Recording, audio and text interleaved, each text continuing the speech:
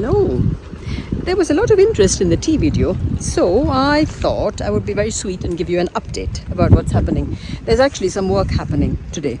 So the major update is that we finished planting all of the 900. Well, there were 10 that had not survived, so they've gone. But other than that, everything else is in the ground. And it's good time because we've got another 2 months of rain, so that's a good amount of time for them to establish, put roots down, etc. So yay. So you see these quite bushy tea bushes.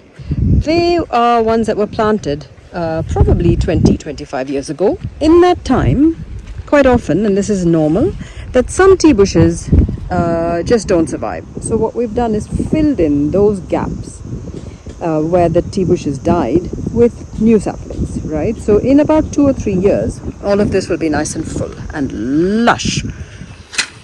So what's happening now is that they are leveling the tea bushes. So all the mature leaves are being discarded.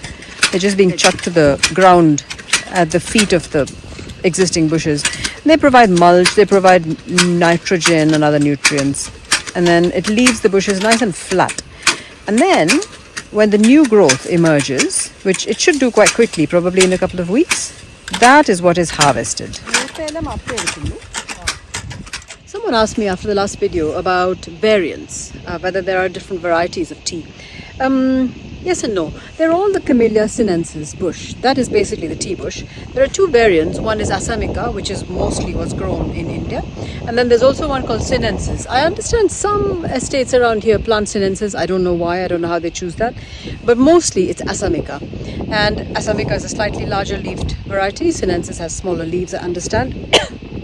There may be differences in flavor. I don't know enough about it. And what is harvested for your cuppa is basically what they call 2 leaves and a bud. So that's 2 leaves, the top 2 leaves, and this tender thing here, which is the leaf not yet unfurled, which is called the bud.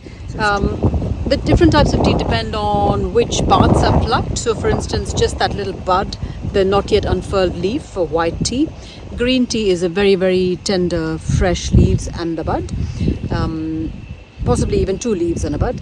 And black tea is pretty much everything else, but only the bright green leaves. The dark green leaves are too mature, won't be used.